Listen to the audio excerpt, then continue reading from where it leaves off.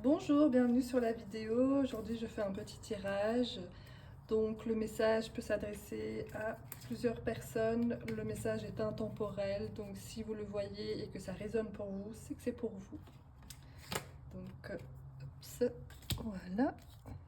Alors, ok. Donc là, déjà, ça nous parle de schéma de dépendance. Ouais. Ok. Donc, on nous demande... Oui.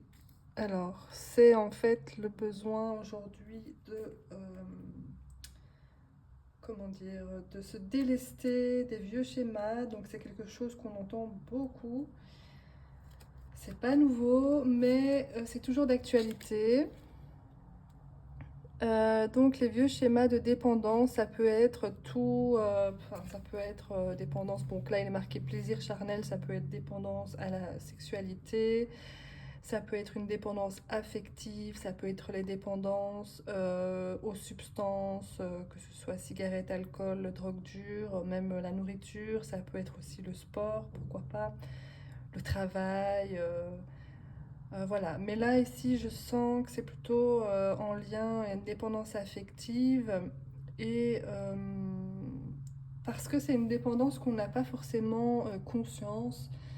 Elle est tellement cachée, je dirais, derrière des conditionnements. C'est-à-dire que on est éduqué pour être dans une sorte de loyauté, donc que ce soit pour la famille, donc ça commence dans la famille, la loyauté, et puis après ça s'étend dans l'amitié, dans le travail, etc. Et en fait, on est un peu dans des automatismes et on ne se rend pas compte de ce schéma-là. Et donc, en fait, on est tout le temps, bon, pas pour tout le monde évidemment, mais bien souvent dans la société, on n'est jamais seul. Et on ne sait pas ce que c'est d'être seul, jusqu'au jour où ça nous arrive évidemment. Et donc, on ne prend pas conscience qu'on est dans des schémas de dépendance. Parce qu'on est toujours accompagné, que ce soit dans son lieu de vie, que ce soit dans son travail, etc. Voilà, il y a des personnes qui ne sont jamais seules. Et en fait, le jour où ça leur arrive, elles sont complètement déstabilisées, perdues, dans un mal-être profond. Bon, c'est pas pour tout le monde, on est bien d'accord, mais ici, je parle de ce cas-là, où en fait, le jour où il y a vraiment un problème, elles sont dévastées de par la solitude parce qu'elles ne savent pas ce que c'est. Et donc ici, on nous demande vraiment de regarder ce schéma-là de dépendance. Et donc, il se peut aussi que ce sont des personnes qui ne sont pas forcément tout le temps accompagnées, mais qui ont alors euh, d'autres béquilles. Moi, je les appelle comme ça des béquilles parce qu'en fait, on utilise ça pour se maintenir, euh, pour avancer en fait tout simplement. Donc on peut switcher entre la dépendance affective puis le téléphone, on est tous addicts au téléphone. Puis on peut switcher avec la nourriture, puis après une fois par semaine on va boire son verre, etc.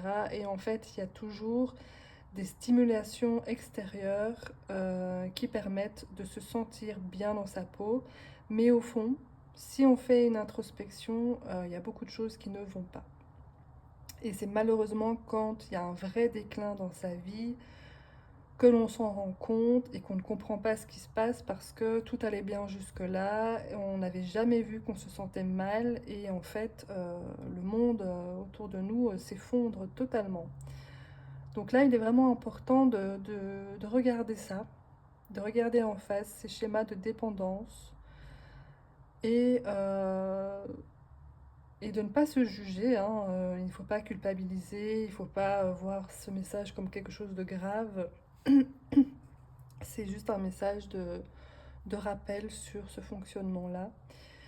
Et on nous parle aussi qu'il y a beaucoup de choses à libérer au niveau des rancœurs. Il y a des choses lourdes comme ça, oui, de rancœur et de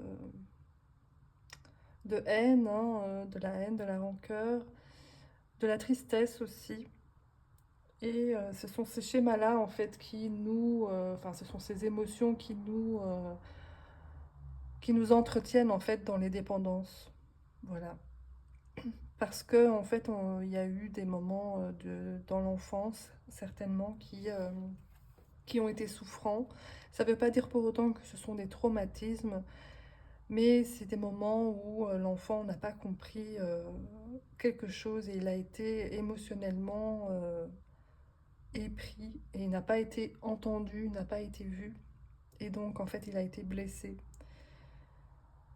C'est pour cette raison aussi que quand une personne adulte qui n'a pas été écoutée dans son émotion dans l'enfance, en fait, par la suite, il n'arrive pas à exprimer parce qu'il ne sait pas comment faire, puisqu'il a interprété que c'était pas de la bonne manière.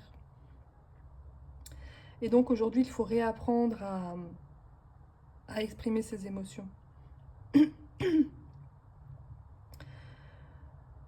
En exprimant ses émotions, en fait, on arrive à l'acceptation aussi de soi. On se retrouve, euh, on apprend à se connaître finalement à travers ses émotions. Et donc, il y a l'acceptation de soi, comme je disais, et donc le pardon. C'est pour ça qu'il y a la carte de pardon, parce qu'en fait, il y a... Le pardon, c'est quoi? En fait, c'est de voir les choses telles qu'elles sont et de les accepter. Ça ne veut pas dire accepter... Pardon. Ça ne veut pas dire accepter tous les faits et gestes des autres, c'est pas ça que je veux dire. C'est d'accepter ce qui s'est passé sans entretenir de rancœur, sans rester dans cet orgueil-là, en fait. Et donc, c'est voir ce qui a été et en prenant de la hauteur. Et puis, comme on aura exprimé les émotions qui sont ici, euh, l'affect sera beaucoup plus allégé aussi. Et donc, il y aura beaucoup plus de place pour de plus belles choses. Pour de plus belles choses qui nous concernent soi, dans le sens où si je ne suis pas dans la rancœur ni dans l'orgueil, je peux laisser de la place pour d'autres choses, des choses plus lumineuses qui peuvent plus me nourrir et me faire du bien. Et donc le pardon, c'est vraiment cette ouverture en fait sur soi, mais sur la vie aussi extérieure, en ayant une ouverture de cœur et d'esprit qui est beaucoup plus juste, plus alignée, plus en accord avec soi, et on n'est plus enfermé en fait dans des schémas euh, de, de rumination et de blocage et d'anticipation sur ce qui a été, enfin d'anticiper des choses qui n'existent pas finalement, mais qui est en lien avec ce qu'on a vécu dans le passé. Et donc en fait, simplement en faisant tout ce travail sur soi qui se fait quand même sur plusieurs semaines et plusieurs mois, même des fois plusieurs années, c'est pas quelque chose en un clin d'œil évidemment qui se fait, mais bon, il faut bien commencer quelque part. Mais en faisant tout ce travail en fait et en acceptant notre passé, en fait on s'accepte soi, on se pardonne et on est dans un accueil réel de ce qui se passe dans la vie sans être oppressé et en n'étant pas dans cette surprotection envers les autres. Et à la clé, bah, le cadeau, je trouve ça merveilleux.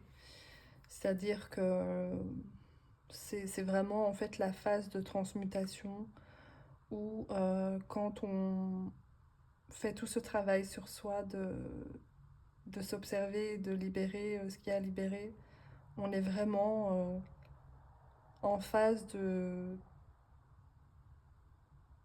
se retrouver et de se sentir bien avec soi et avec les autres, tout simplement. Donc là, il est vraiment temps, si vous voyez ce message, de prendre le temps de faire ce travail sur soi, oui, tout à fait. Donc voilà, j'espère que ça vous a plu. Euh, Sachez que moi, je propose des accompagnements et des séances en individuel Donc s'il y a des sujets sur lesquels vous bloquez dans le relationnel principalement, sachez que je suis disponible, donc n'hésitez pas.